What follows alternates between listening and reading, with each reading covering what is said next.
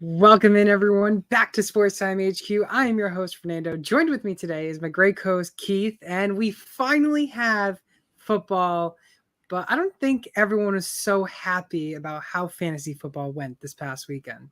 No, it was great to have football back, but a lot of games were, underwhelming, especially for our own teams, Seahawks and the Patriots. I mean, not good. The Seahawks started off okay and then just went terrible in the second half. And your boys started off terrible and fought back, but it was kind of too little, too late for them. So, it's not good for our teams with fantasy. There was some big weeks from some players, but then there was a lot of zeros, and I had a few of them in my leagues, which I'm sure we'll get into. But it's good to have football back anyway. Yeah, I mean, you mentioned the Patriots and Seahawks. I didn't really see too much of the Seahawks game, but I know I watched the Patriots game very heavily. Patriots looked horrendous in the first quarter. I was like, all right, here we go, Patriots. This is what we expected last year. This is what we saw last year. It's what's going to happen this year. That's it. Season's over. But then Mac Jones kind of showed a little bit of improvement after giving up that interception. Then we had the fumble from Zeke, and they were down 16-0. But I got to give a lot of credit to that defense. Bill Belichick definitely knows how to build a defense. Yeah, I mean, I think we all knew that your D was going to be good. It was what Mac Jones, could do. And he definitely got you back into it. I think he got it within 2 points there at one stage before, obviously, I went further ahead.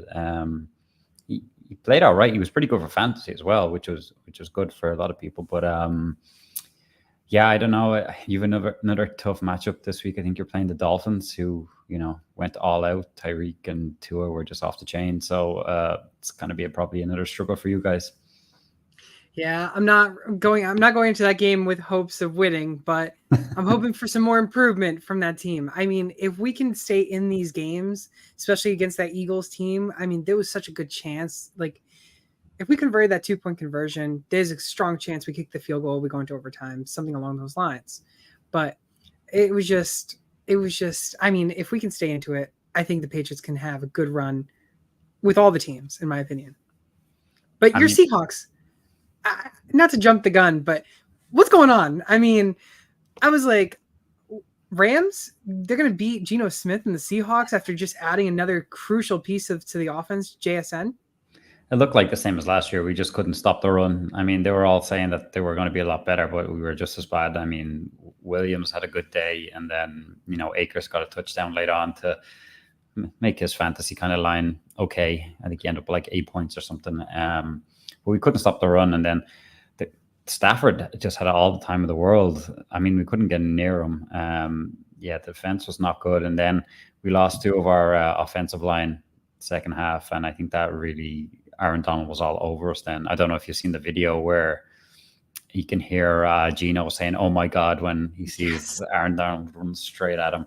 It's just not good if we have them two guys out, long term now. It's going to be rough for the Seahawks. So we'll see what happens. They have to get a lot better on offense. I mean, DK Metcalf was the only kind of okay person, I think, because he got the touchdown. But there's lots of improvements needed. We go to Detroit, this week, a tough one. Obviously, they're coming off a big win against the Chiefs, so lots of improvement needed to get a win there.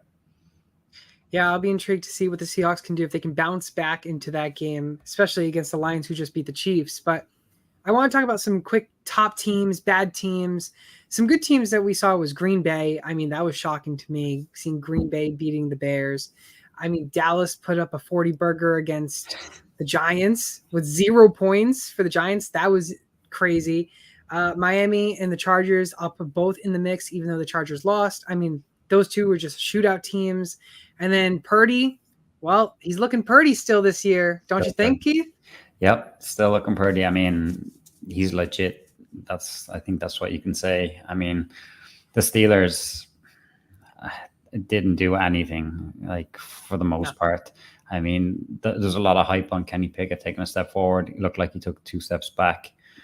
And now Deontay Johnson, he's gone down injured. There's a weapon gone. So it's not looking great for them. And I was actually going through some of the other list of injuries. If you check them out just across the board, not, taking fantasy into the equation, they got a lot of injuries on week 1. So it's not looking great for the Steelers on both sides of the ball there. So, 49ers definitely look like the team again this year, but the Steelers team, not very good. Yeah, were there any surprising teams that you thought maybe in your head that like you didn't expect to see? And it could have been one of the 5 teams that I mentioned as well. I thought Green Bay, I mean, like, I seen something on Twitter, might have been Dave Kluge, actually. I think it might have been said that, like, somehow that, Aaron Rodgers leaves and the Packers get better and the Bears get worse. And, everyone thought the Bears are going to get better and the Packers are going to get worse. But yeah, the Packers surprised me. I thought the Bears would win that game. I was expecting a lot more out of Justin Fields and a lot more from the team as a whole. But Jordan Love looked good. Aaron Jones did his thing, and they were missing Christian Watson, but they still scored 30 points, over 30 points. So, yeah, they kind of surprised me. Yeah, he scored about 38 points, if I'm correct. And you took the words out of my mouth about Christian Watson. He wasn't even there, and they still put up 38 points. Yeah. So some good teams we saw, but there was also some bad teams that we did see this weekend. Of course, I already mentioned the Giants losing to the Dallas, not even scoring points. I mean, I saw a funny meme that the San Francisco Giants, the other Giants, scored more points than the football Giants last night. The baseball. I mean, yeah, take what you want out of this game is kind of what I've been saying. In my opinion, I don't think the Cowboys are that good, and I don't think the Giants are that bad. I think it's all somewhere in the middle. I mean, the Giants couldn't get anything right. They were dropping balls left, right, and center. Daniel Jones had pressure in his face, on every drop back. It was just crazy. And I mean, I don't think the Cowboys, maybe I'm wrong. I don't think the Cowboys are going to get that many picks and all that stuff. I don't think they're going to, see 40 points in fantasy, like their defense get 40 points in fantasy again this season. But I think it was just all in all like a really, really bad night for the Giants and a really, really good night for the Cowboys. And I think them things will kind of even themselves out as they go on. Like the Giants will get better. If the Cowboys are that good, then the Cowboys are that good. That's fair. But I don't think you'll see like, the Giants getting trashed again and there'll be 0 points. It's a tough one because if you look at the numbers for fantasy, Dak wasn't that great because he didn't have to be. You know what I mean? All the points were on defense. And Tony Pollard had a good game. But, that's not going to happen. I think Dak's going to have to score a whole lot more points if they're going to, be Super Bowl contenders. Yeah, and of course, you mentioned the Cowboys defense. If you started them in fantasy, you got some good fantasy points. They scored about 32 points, depending on how your leagues work. And I mean, I know a couple people that had them benched because who would have thought that the Giants would have, put up nothing. But I completely agree with you with the Giants and the Cowboys. It's kind of like that outlier game that you see a lot of times. Like you'll see outlier games throughout the whole entire season. I mean, one outlier that you could also mention is Thursday Night Football with the Chiefs and Lions. I mean, the Chiefs look terrible. They look terrible. But obviously, they were without Travis Kelce. They were without Chris Jones, which I do want to mention. Chris Jones has officially agreed to a 1-year contract. So they have their defensive lineman back. And I mean, that's going to happen. Next week, you think the Chiefs are going to lose again? I don't think so. I doubt it. No. But some other teams, I mean, we already touched on the Pittsburgh team being terrible, but Cincinnati didn't look too good. They were kind of all over the place. And the Vikings, I mean, I know Vikings last year, there was a lot of one-score games that they won. I think this was I think funny meme, like one of the one-score games that they lost in the last 2 seasons. The Vikings look the exact same as last season. If they're going to win games, Cousins and JJ are going to have to basically outscore the opposition. I know, and then throw in Hawkins in and everything because the Vikings defense is just not good. You know what I mean? When you play the Vikings, you're going to be generally in a shootout. You know what I mean? And the Vikings got to hope they'll score more points. If they come up against a top defense, then they're kind of screwed. I wouldn't even say the Bucs were, they're not a top team at all, and Baker's a very average quarterback. But if they're not in the groove and it's not going well for Cousins and Jefferson and all that, they're not going to win. They just need to outscore teams, and you can't do that every week. So until they get that defense sorted, I don't think the Vikings are going anywhere anytime soon. And then quick on the Bengals, I mean, they just kind of throw that one right out the window. I don't get why they were. Jamar Chase was calling them whatever elves and all this crap. I don't really know why you're kind of winding up a a division Yeah. team, you're asking for trouble. So I think they brought that on themselves, and it's a bad game. Throw that out the window, and I'm sure they'll come back. And they got the Ravens again, that are a hard division game next week. But I'm sure they'll keep their mouth shut this week and try and go out and get a win this weekend. Yeah, and of course, division games, they're always big rival games between each other because, it depends on who wins that division. The AFC North, it looks pretty decent. Pittsburgh maybe needs a little bit more tweaks, but I mean, for the overall sense of the 4 teams, there's potential on any of the teams actually winning that division. But I mean, Cincinnati, you scored only 3 points. Don't forget, it was also rainy weather, a lot of bad weather games this weekend. So there was a lot of low scoring games, and Cincinnati just couldn't find a rhythm. Yeah, I mean, rain seemed to affect a lot of games, like you said. I mean, like even your game, I remember the Eagles saying a lot of they had to kind of like a lot of plays were on the fly because they didn't want to throw a lot and stuff like that. So, I think weather kind of factored in a bit on some of the games, which hopefully, going forward, we don't see. Which always leads you to make sure to look at your fantasy teams. I mean, even though you have this guy projected to score a lot of points, I mean, if it's bad weather, don't expect them to be passing the ball so much. No, be run heavy games. I mean, exactly. What was it? Was it your game with the Bills a couple of years ago, where it was just like yes, that like one of the quickest games because it just was on the ground the whole time. I mean, like nobody in like a tight end, wide receiver got like no points because it was all on the ground. Yeah, exactly. And that's the thing. I mean, bad weather leads to more of a rushing game, and that's what you got to look for depending on the weather. Exactly. But speaking of running backs and rushing the ball, we did lose a fellow Dobbin in fantasy this year. J.K. Dobbins, he has torn his Achilles. He's officially out for the season. One of the very first injuries that came up in Sunday's games. I mean, you and I, we had a bet going on with J.K. Dobbins, and you're your guy.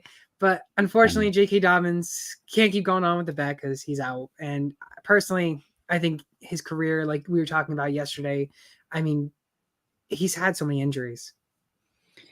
It's crazy. I mean, he's hoping for the Cam Akers timeline of like 6 months or something like that, that he'll get back, and like depending on where the team is. But I just don't see it. I don't see it. And I don't see why the Ravens are going to keep him around anymore. He's too injury prone or whatever you want to call it this stage. Just unlucky, maybe. I don't know. But it keeps happening to him, whatever. And it's not like minor injuries. It's like ACL, now Achilles. So, I mean, he'll do well to play again in the NFL, I think. But if he does it, I don't think he'll be with the Ravens. Yeah, I mean, his contract is up in March, so he'll be hitting the free agency market. And it's going to be seeing who takes that lead back role in Baltimore. I mean, you got Justice Hill, you got Gus the Bus Edwards, and then you also got Melvin Gordon, who John Harbaugh was talking about earlier today, about Gordon maybe making an appearance, which personally, I don't think fantasy value, I don't think there's much there. No, probably not. And I mean, who's like we've seen Justice Hill get 2 touchdowns. Like it's all going to be like dictating who's going to get the goal line work, because it's all going to be rotated. It's going to be one big committee there, I suppose. So they're not somebody I'd be looking for in fantasy unless I'm desperate or in a deep league. Yeah. And I just going on down the list of some other injuries. I mean, Aaron Jones, he had a hamstring injury. Reports saying it's not that serious. Deontay Johnson, as you mentioned, he has a hamstring injury day to day. Pat Freiermuth, a chest injury, he's day to day. Pat Freiermuth, he just had, I think, the wind knocked out of him personally when he went down on the touchdown. So I expect him to be full go for next game. You talked about before we went live, actually, about Kenneth Gainwell. He has a rib injury. He's day to day, and Thursday Night Football is coming up for the Eagles. So they have a short week, and the question is, can Kenny Gainwell get back into the rhythm? Because we saw him do a lot of work against the Patriots. Yeah, I mean, he wasn't explosive or anything like that, but he didn't do anything to kind of like take him out of that game. Like he got the majority of the carries there over Swift and Boston Scott. So it'd be interesting to see. One here that's just come through is Austin Eckler dealing with an ankle injury, and he's uncertain to practice this week. So that's interesting. I don't know if you've got many shares of him, but I don't. I got a couple shares of him, but I'm not too concerned on Eckler, only because, I mean, I think we've seen him have an injury along these lines and him not practice all week, but still be good to go for the game. Yeah, and he generally misses 1 or 2 a year, and then he's back. It's never anything serious. So maybe exactly. if you do have him, the earlier the better, because he gets it out of the way, and then he's back for the rest of the season. Exactly. I do want to mention some breaking news that just came through. Off you go. Sean McVay of the Rams Oh, has reported what's he saying now? that the Rams did not have any players suffer any injuries that would prevent them from playing in week 2. One of the only teams to not have any injuries. That's because the Seahawks didn't go near them and didn't want to touch them. Exactly. They're afraid of them. That's why. Yeah, and there's 3 more players I want to mention before we go on to another segment. But concussion protocol. I mean, there's a lot of players that got some concussions over the past weekend.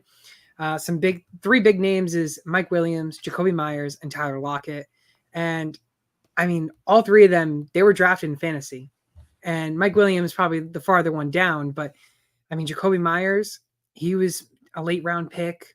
Tyler Lockett was around like a 9th round pick in redraft leagues. I mean, those are some crucial players who performed pretty well. I mean, Jacoby Myers performed very well over the weekend.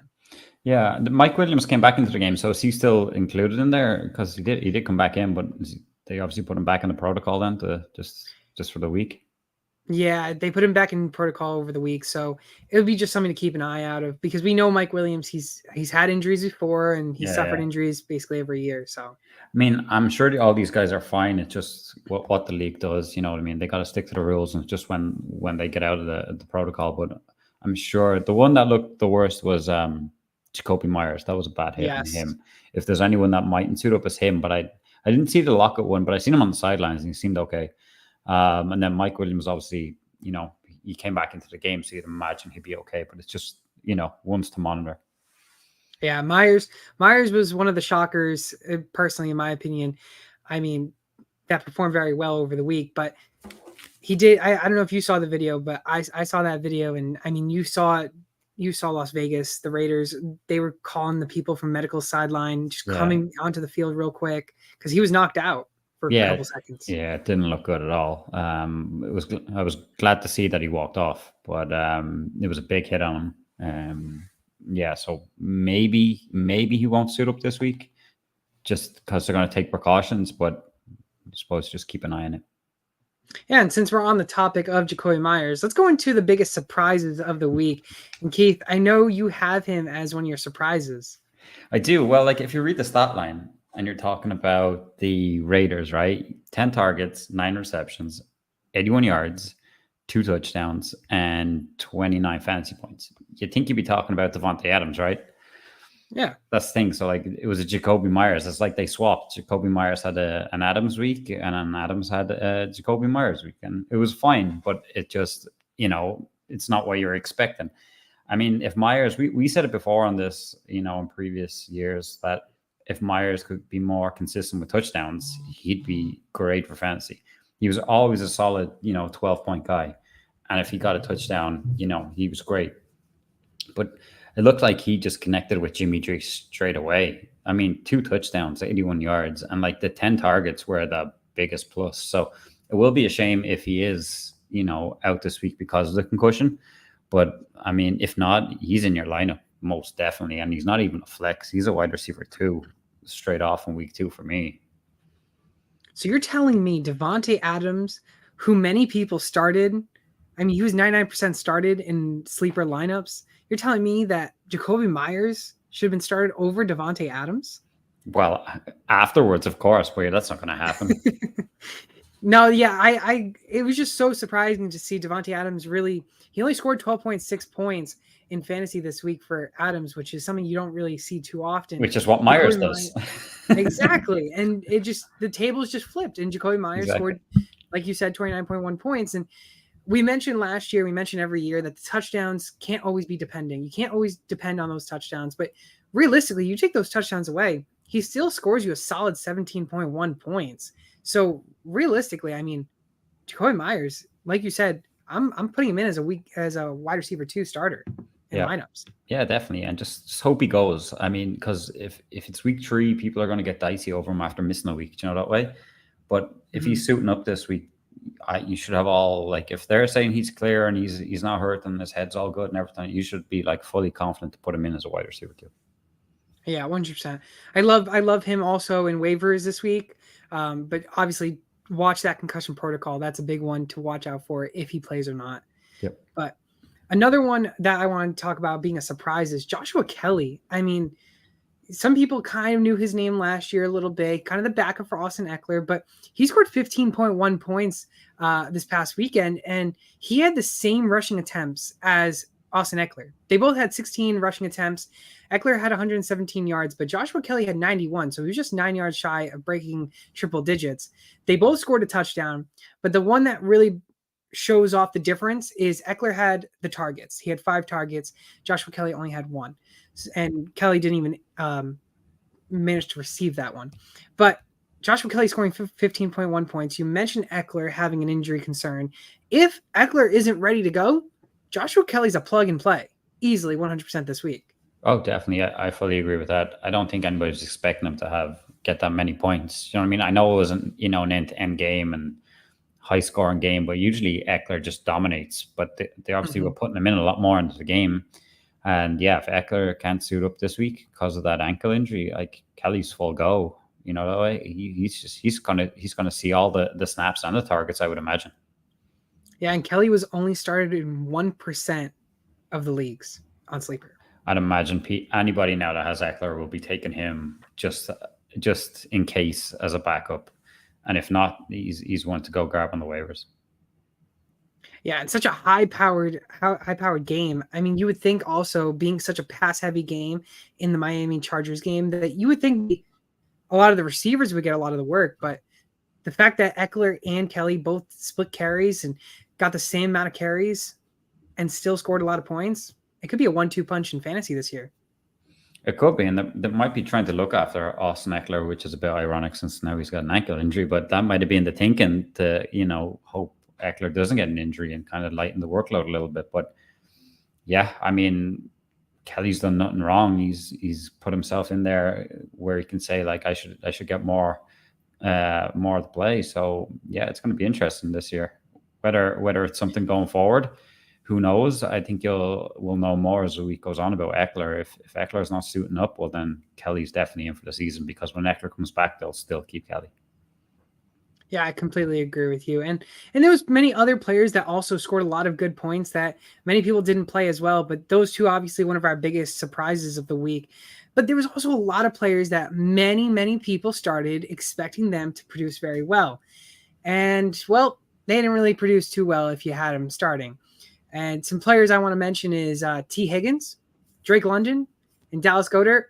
And if you had all 3 of them and you started all 3 of them, you're probably throwing your phone out the window because they all scored you 3 donuts.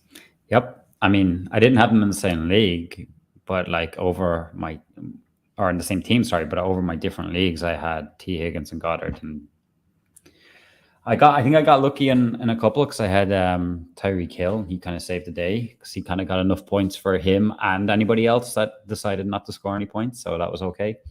But yeah, not exactly too pleased. Like what did T. Higgins have? He had like 8 targets and no receptions. Like, I think that's the first time in years that's happened. It's crazy. They had 8 targets. Yeah, that's crazy. How do you not even come down with 1? But it probably shows you how kind of rusty. Hey, Calvin Ridley a couple of years ago did the same thing though. Yeah, I mean these things happen to good wide receivers maybe now and again. But I'm not expecting that to be a team going forward, and it should be bounced back next week. Like Philly already said that like they have to get Goddard into the game. They can't run their plays the way they want them without him being a focal point of that offense. So I would say anybody that has Goddard out there is you hold them for another week and then see what happens. That's what I'm doing anyway. Yeah, and the fact that, like, obviously we mentioned those 3 players. T. Higgins, I'm also not worried on. I mean, the 8 targets, you saw he's still getting those targets, just the rainy weather, inaccuracy on the ball. I mean, just kind of shrug that off your shoulders, move on, go to the next week. Higgins will be back in. You can start him again without any worries. But Goedert and London, they both only had 1 target. You mentioned how Philly wants to get Goedert more involved, but I'm really nervous on the receiving core in Atlanta. Pitts didn't really score much. London didn't score much. And it was basically a lot of running. and passing to the running backs. I think it's going to be, if you don't have Bijan or Tyler Algier, well, then you don't want anyone else. You know what I mean? Although I think the majority of their scores are going to be on the ground and getting these guys involved. That's what it looked like. And I seen the head coach of the Falcons. He was saying like he doesn't care about anybody's fantasy team. He just cares about getting the win. So yeah, I wouldn't be rushing out to buy London or Pitts right now after that game.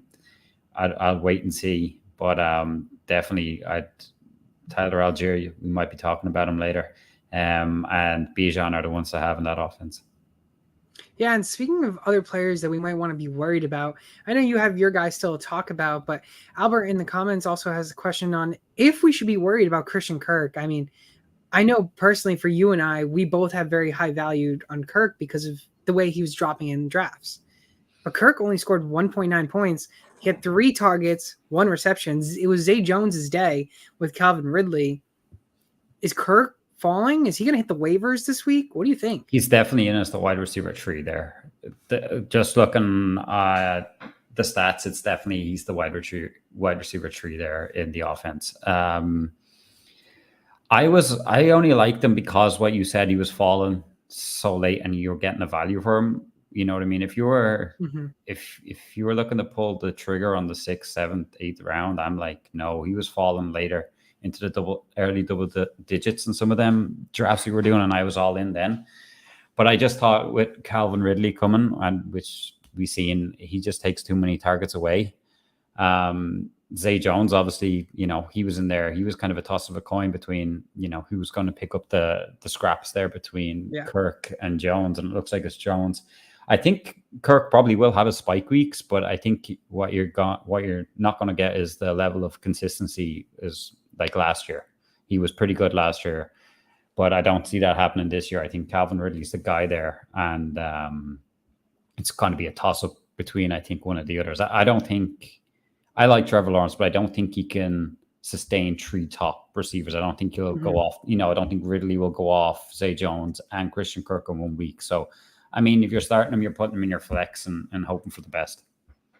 Yeah, I'm personally not too worried about Kirk still. Like, I still am a big believer on Kirk, and I still think that he can have bounce back. He'll have a bounce back week this upcoming week. I mean, the Jaguars, they have a great schedule for receivers in the upcoming, 4 or 5 weeks, I think.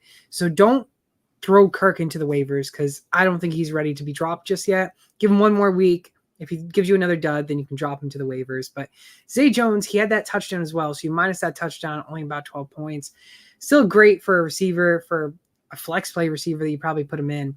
But Evan Ingram also got targets. So it's really on who is going to do good in those weeks, each and every week. Personally, the only guy I want there is Trevor Lawrence because of the fact of there's so many receiving options. You know he's going to throw it. Yeah, and just back on Kirk, I wouldn't be dropping him that quick. Like, there is going to be a lot of injuries happening. You know, things will happen the next few weeks. Sit him on your bench if you're not happy to start him. You know, that way. So I'm not all out on him. I'm just saying it's a 50-50 chance whether he does well, and he's only worth flex play. But injuries will happen. You know, things will happen. You never know. Like, an injury might happen to Ridley. I don't hope. I'm not saying that I want it, but you know, it is football. Got to expect these things to happen. But you know, something might happen to Zay Jones, something happened to Ridley, and all of a sudden Christian Kirk is super valuable again. So, you know, hold him for a couple of weeks anyways, I would say, even if you don't want to start. Yeah, I completely agree with you. And plus, I mean, watch the weather for the games too, because if it's bad weather, then receivers might not even get too much work. AK, who we're going to lead into your guy that you said is a bust player. I mean, what went up with this guy? I mean, do you want to stay on the sideline and eat some churros? He just looked rusty. I mean, it's Joe Burrow. He had 82 passing yards, and that's it. Just over 3 fancy points. I mean, he looked like he was coming off an injury and hadn't played or thrown a ball in weeks, and that was it. I mean, when you seen some of the throws he was making to T. Higgins specifically and Jamar, he was just that bit off. You know what I mean? It was just that little bit too high. It was that little bit too long. It was too much to the right, too much to the left. They just weren't in sync. And that's the issue. And I'll expect a bounce back performance, at home to the Ravens this week, and nothing to worry about. It's just when you take Joe Burrow in a lot of your leagues, if it's, one quarterback, maybe you got him in the top 6 or whatever. If it's a super flex, you could have taken him in the first round. To give you three fantasy points, that is a killer on week 1. So, it's not a time to hit the panic button. You're expecting a big, a big comeback next week or this week against the Ravens, but he's definitely, I think, in my opinion, I know there was ones that you said that gave you a 0 and you're completely correct to put them in, but I just think for where you drafted him, he was the biggest bust. Yeah, no, where you draft Burrow, I mean, he was automatically should have been giving you 20 points easily. But the fact that Burrow only gave you about 3 points, you probably lost your league, depending, especially if it's a super flex league. Those are big leagues, and you draft quarterback so early. He probably was like a top 5 pick, and to get 3 points, it's just unbearable. Well, that's a league we're in. Katie's in with me, and she had Joe Burrow and Tyreek Hill and still lost. Wow. Yeah, and she had Devontae Smith, who did pretty good. Mike Evans, I think, and still lost. Yeah, that's what I'm saying. I mean, those players that you draft so high, you expect them to be doing well, and if they don't perform well, you're going to lose games. Exactly. But we're going to go into the waivers. But once we go into the waivers, be sure to go onto Underdog Fantasy. Use code SportsTimeHQ. They're going to match your first deposit up to $100.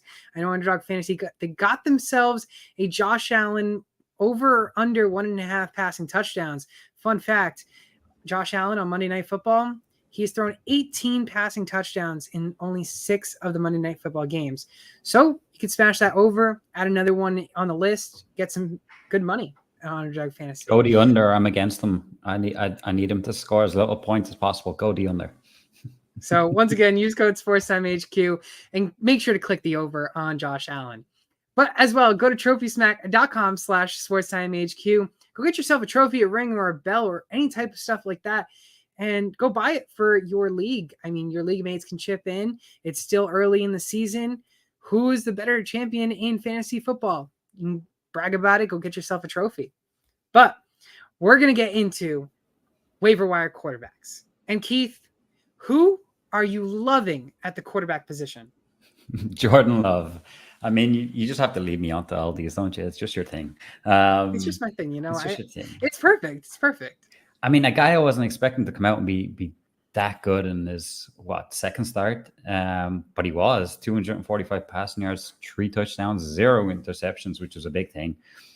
I mean, 22 fantasy points. It's not like setting the world alight, but it's a very, very good number, and we go on to start off with. If that's we're saying that's what hopefully his base is going to be around, it can hopefully only improve from there.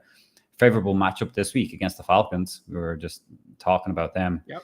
I know they got the win, but they're a bit of a mess. And see what happens with Aaron Jones, like you said earlier, has that hamstring injury, but he could get Christian Watson back. So that's another big plus. He has a nice connection with Romeo Doubs. So I would imagine another 22, maybe even more points this week from Jordan Love. Yeah, right now, depending on what the 2 games hold with Josh Allen and Aaron Rodgers, or 2 teams, he could finish very well as a QB4 of the week. And Jordan Love, for someone who most likely went undrafted in many leagues, unless it's a super flex, I mean, scoring 23 points with your wide receiver 1 also not even there, there's a lot of room for improvement for Jordan Love. And I was personally very nervous on him because of what the small sample size that we saw before. Yeah. But I mean, he blew me, and I know he blew you away. Yep, he did. I was the exact same as you. I mean, like, I wasn't willing to take the chance on someone we've seen very little of. That it's all kind of saying, okay, yeah, he's the guy to take over. He's good, but there wasn't much tape to go back on. But he looked very good, and hopefully he can improve and keep going through the rest of the season. Yeah, right now he's only 38% owned in fantasy leagues, 1 quarterback leagues, mind you. But someone I also want to mention in the quarterback position, and there's no bias on this. I want this to be fair enough. Know where this is going now. There's no biasness, but I want to talk about Mac. No, not at all. But I want to talk about Mac Jones. I mean, Now, mind you, I was very nervous on putting Mac Jones on my list here today. Very nervous. Why? Do But you think everybody come out and just like start taking it I out of mean, you? You were picking Mac I mean, Jones? there was so many quarterbacks that did well, and to say Mac Jones is a waiver wire ad this week is personally shocking because I mean, I'm sure you and I both did not expect to have Mac Jones and Jordan Love as our waiver wire quarterbacks for week one, anyways. But Mac Jones only 14% owned. He scored himself 25.14 points. Right now, ranked the quarterback 2, which obviously is still not much because it's only week 1. But still, he then goes to face Miami next week. It was a shootout between Herbert and Tua. Herbert scored 20.9 points against Miami's defense, and they scored so many points, 34 points in total. I mean, there's a lot of chance for improvement with Mac Jones. I saw how he did. He performed well. I don't know if it's because Tom Brady was there and like maybe he had like an earpiece on and telling Mac Jones where to throw it, but he looked completely better to last year. I mean, it almost looked like it was Trevor Lawrence's first season last year compared to Mac Jones last year. To now Trevor Lawrence last year improvement to Mac Jones improvement this year. Who knows? Maybe Mac Jones is really good this year. I'm really hoping. If not, he's out the door in New England. But I do want to mention he had a career high in passing attempts and completions in yesterday's game. He also had the 3rd highest passing yards in his career, and it's the 4th time ever in his career that he's had 3 or more passing touchdowns. So I think he's improved with the Bill O'Brien offense, and I'm really hoping that Bill O'Brien is this beneficiary changing factor that allows Mac Jones to really progress farther into the season. I mean, for the first quarter of that game, I would say he took 2 steps back, and then all of a sudden, but that interception. But take that interception away because it was tipped off one of the receivers. Still tipped. I don't know why. It's still wasn't his fault, but it wasn't his fault. It wasn't his fault. Does it go against him in fantasy? Yes. If you want to make it go against him. I mean, he did. It looked for the first quarter, it looked like he'd take 2 steps back. Then all of a sudden, they obviously made adjustments, and it was more noticeable to me that he had more time in the pocket then. But his throws were way more accurate, way more on point, and Hunter Henry seems to be his guy in the red zone. I think we knew that from previous years, but he's definitely his guy in the red zone. What I think about him going forward for the Miami game, I think if your D can turn up the way they did for Philly, and you get 4 very good quarters out of Mac Jones, then yes, I think you can win. But he needs to play for all 4 quarters. He can't start off with a bad first against Tua and Tyreek again, because the game could be out of sight. It was almost out of sight against Philly before you started pulling it back. He needs to be more consistent. I get that he got 24 points and he's good this week, but that's what's going to, let you down, or why people won't trust him in fantasy, because you can't trust that he'll play well for all 4 quarters. Doesn't matter if he has an interception here or there.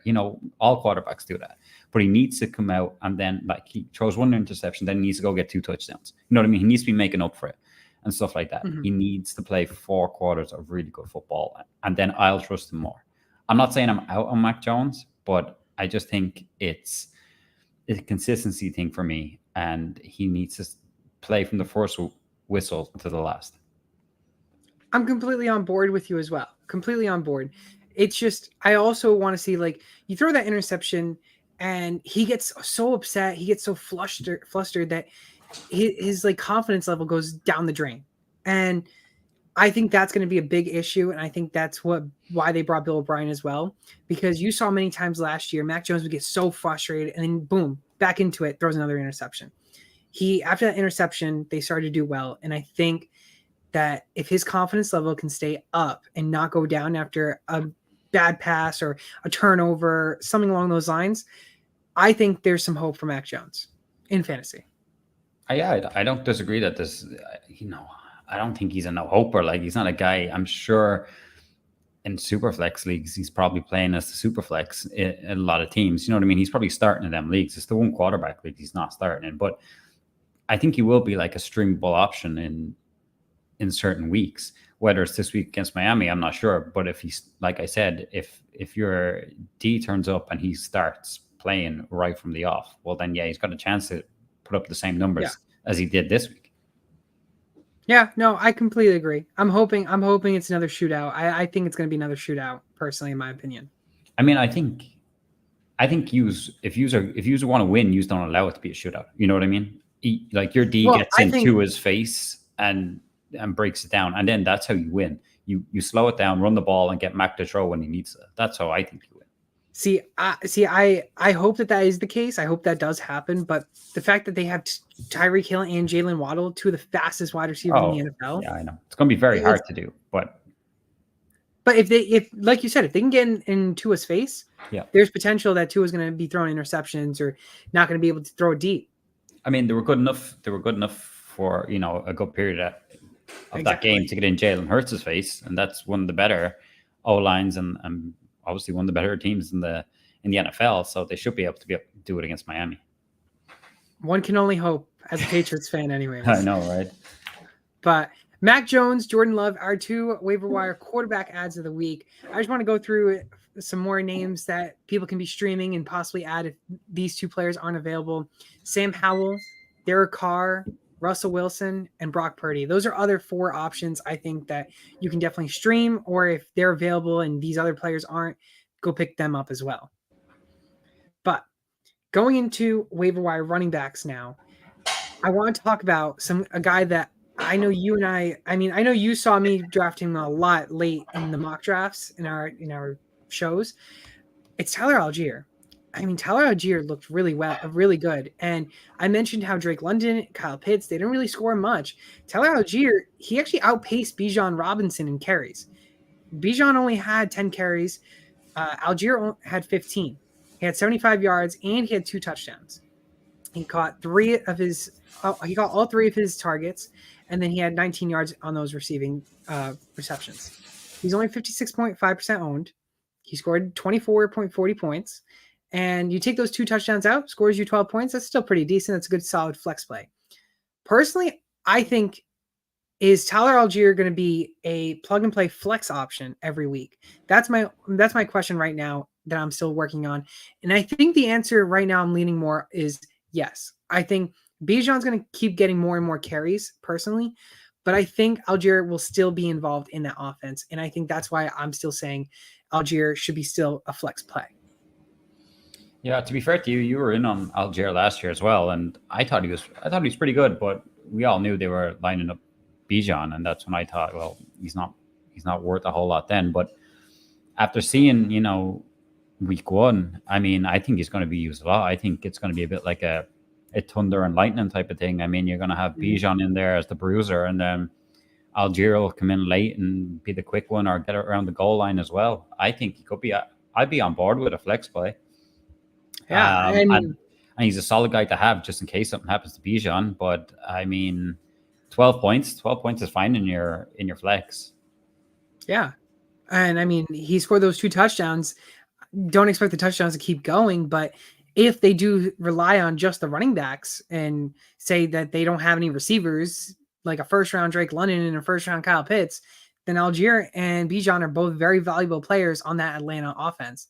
And something I do want to mention is Green Bay. They face Green Bay next week. Green Bay allowed 33.3 fantasy points against all the Chicago running backs this past week. Yeah, so there you go. He's going to be definitely a flex play option this week. So if you have him and you're you're stuck, I definitely put him in. Yeah, I like the pick. I really like this pick. Wasn't a guy I was totally convinced on, like I said, but after seeing the week 1, you gotta watch the snap counts, I suppose, going forward. If Bijan starts to dominate, then we'll start to get worried. But I don't think they will. I think it's in the Falcons' favor to have a thunder and lightning, a kind of running back 1A, 1B type of thing, because this is how they want to play their game. Because clearly, with London getting a 0 and Kyle Pitts not doing a whole lot, they're going to be leaning heavily on the running backs. Yeah, and if both running backs are getting double-digit carries, I'm not worried at all. I'm still willing to keep facing Algier and putting him into my flex play. I think personally he's the best running back in the waivers right now, and I'm only saying that is because we saw what he could do as the RB1 in Atlanta last year, over 1,000 rushing yards. So we know he can score touchdowns. We know he can run the ball, and I think he's the safest option with some reward depending on Bijan. Yeah, no, I don't disagree with anything you say. I probably do agree that he's probably the best running back out there. I mean, people may say, what about the Baltimore guys? But like I said earlier, it's going to be a committee who you're going to put your money on. Like the Gus Bus, Melvin Gordon's probably going to get brought in, and then is Justin Hill going to rob you touchdowns around the goal line? Then Exactly. you just can't pick one. So it's like, if it's not going to be Bijan, it's going to be Tyler Algier. So yeah, Yep. I think he's the guy to get. And who's your running back? Because I know you liked Cam Akers a little bit on value in the draft. Yeah, I like think Cam your Akers. mind's It's all gone screwed up now. At least our bet's gone out the window with Dobbins going down. It's Kyron Williams. He totally, he was the main guy. He totally outworked Cam Akers. 15 rushing attempts, 52 yards wasn't amazing, but between the two of them, they busted through the Seahawks. He got 2 touchdowns and got over 18 fantasy points. I know Cam Akers came in late and he got a touchdown, but I think Kyron Williams is going to be the guy they're going to lean on going forward. Like, Cam Akers has had a rough ride there with McVay. They fall out, they get back in form. Now it's like, all right, they seem like they're on good terms, but Williams looked like the better running back. He was definitely doing a lot more out there. I mean, I know we looked on different platforms for the roster percentage, but he's only 5% owned on where I was looking on Yahoo. I mean, like, that number has to go way up for me. He's a guy I think he will outproduce Akers most weeks. He looks the better running back going forward, and I think he's a guy that you can definitely put in if he's going to. He got 18 points. Even if you take one of the touchdowns off, he's going to be around the 12 mark or something like that. I think, like Algier, you're going to be able to put him in your flex, or when the bye weeks come up, he's going to be a good guy to have. Yeah, I don't know. I'm actually pretty nervous on Kyron Williams. I know you're high with the Rams rushing game, but personally, I like the passing game for the Rams more. We kind of always seen the Rams have a committee ever since Gurley had his arthritis back in many, many years ago. I mean, Todd Gurley was always the bell cow of the running backs on the Rams team. Ever since he's gone, we've seen a committee every time. So I'm pretty nervous. And Kyron Williams, he only had he did score 17 points. Don't get me wrong, that's great for a running back, but it's those 2 touchdowns that nervous me. I mean, then you take those 2 touchdowns, he only scores you 5 points in reality, and his yards per carry weren't actually that great too. He only had just under 3.5 yards per carry. So I want to see what happens this week, but I'm nervous on both running backs, Cam Akers and Kyron Williams, for the Rams, especially facing San Francisco, who I predict that they're going to be way behind the Niners this week. So it's going to be interesting. But again, it's another division game. All them teams know each other so well. McVay's going to come up with some master plan again. And I mean, I'm not saying they're going to win, but I don't know whether they'll get trashed. Do you know the way the Steelers did? Yeah. I definitely think it'll be a closer game. Yeah, I think it's going to be. It could be a close game because it's division, but I don't know. I don't trust the running backs in the Rams, and therefore I'm looking at other options. Fair enough. I mean, you can pick them up in our leagues. I'm perfectly fine with that. You can give me my guy. I got 160 points and 200 points in our leagues. I'm fine. Oh boy. But I do want to say, of course, those 2 guys, Algier and Williams, are 2 waiver wire running back ads of the week. Some other running backs, as we mentioned, Justice Hill, because of J.K. Dobbins being out. Joshua Kelly, especially Eckler, if he has to miss time. Roshan Johnson, he looked very well on the Bears team. And then Kenneth Gainwell, watch out for his rib injury, but he's another sneaky ad this week for running backs. But going into our wide receivers, I want to talk about your guy first, because your guy makes complete no sense on like the fact that we're talking about him week 1, and he probably was 0% started this week.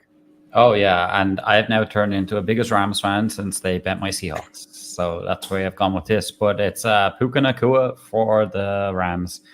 15 targets. Like, what the hell? Like, if Cooper Kupp was playing out there, would he have got 15 targets? Who knows? But like, that's crazy. 10 receptions, 119 yards. He didn't even score, and he still got 21 fantasy points. I mean, he just looked like he's taken off with Stafford. They just had connection right from the off, and he looked very good. I mean, the Seahawks secondary was getting busted open down the middle so many times.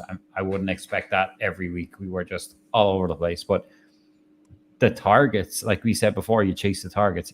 15 targets, that's what you got to look at. I mean, say if what has he got? At least 3 more weeks without Cooper Kupp, right? Say if Kupp comes back, he could see half that and still be good. He could see 7 or 8 targets easy if we're going off 15. Now, that's probably going to come down against the 49ers.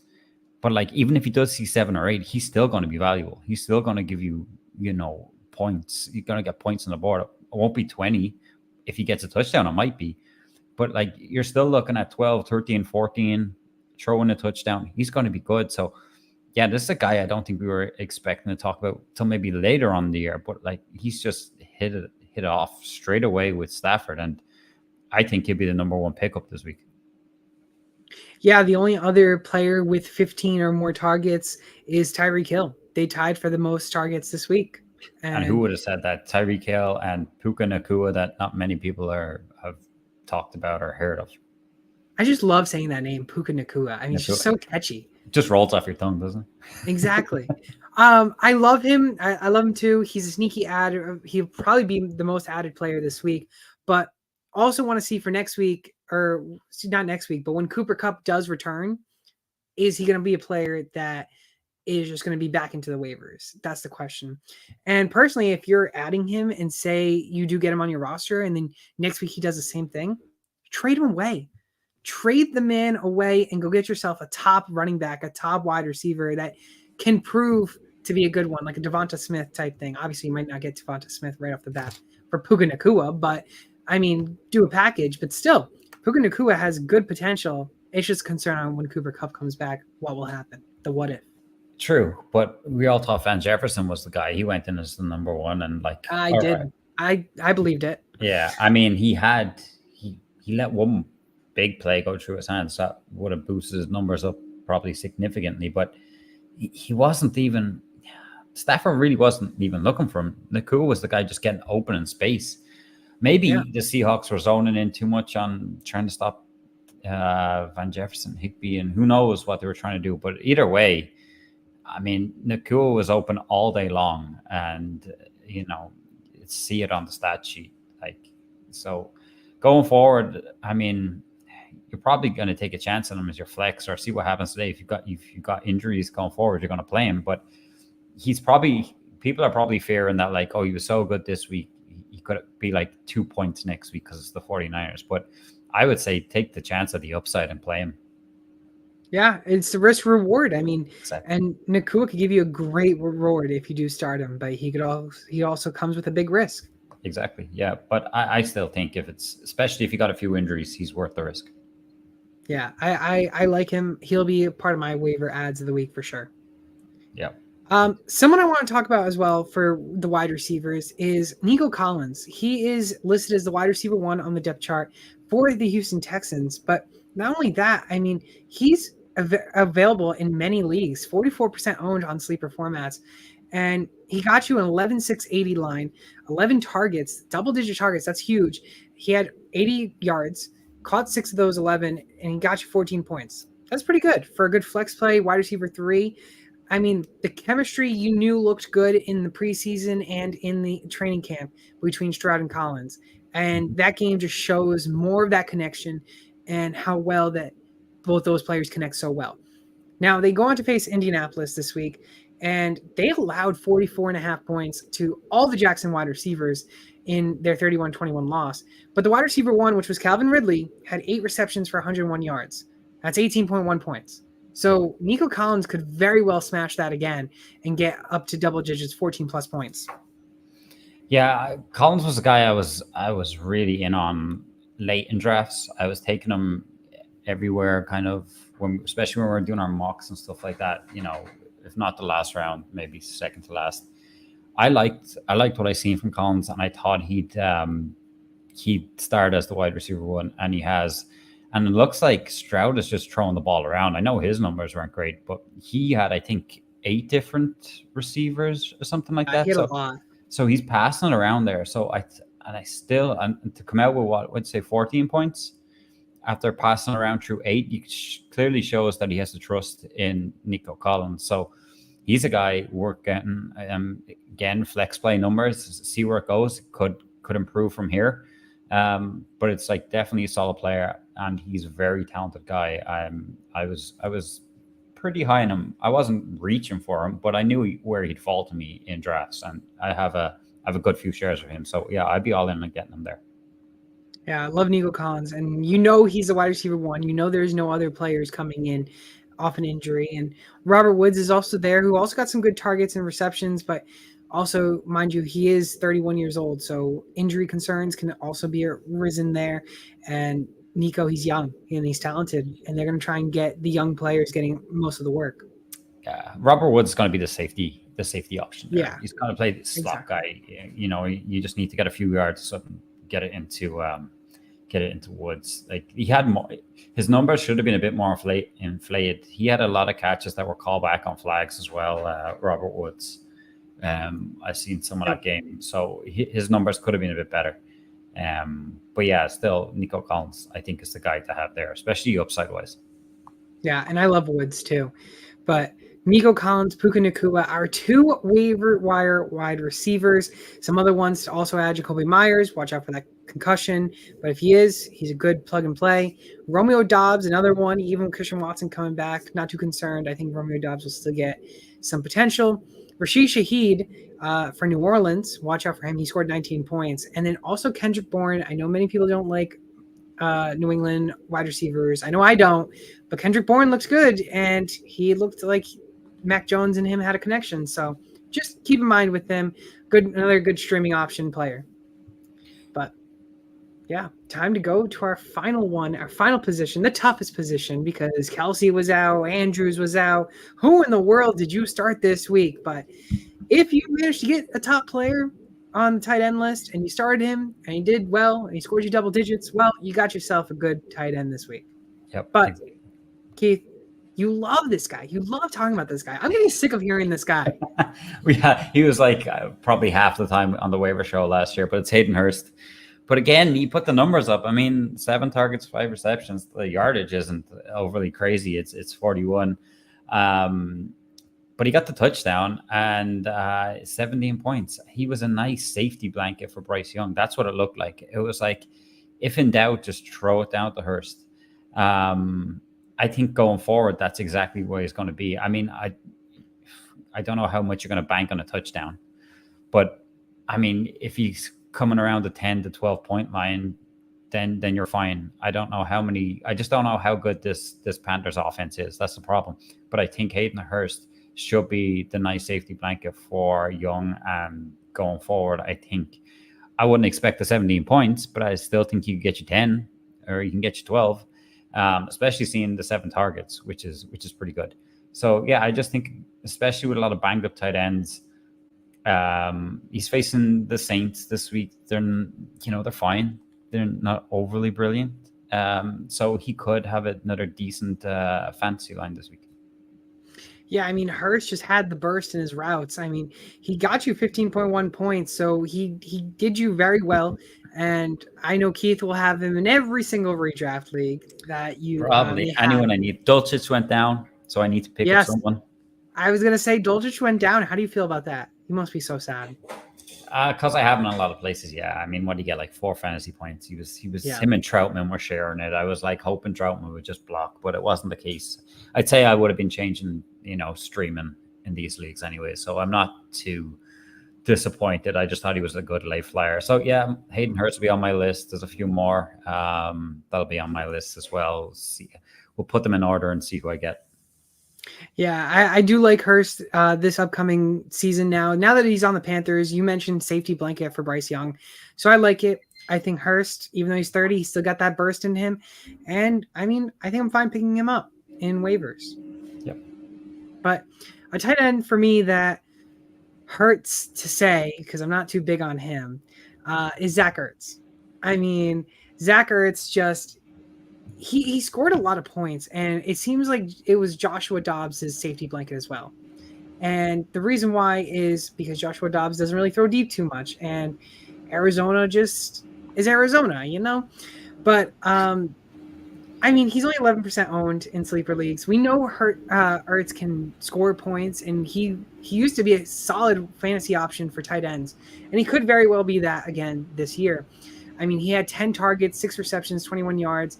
He's got you 8.1 points, which isn't much, but still pretty good for a tight end personally.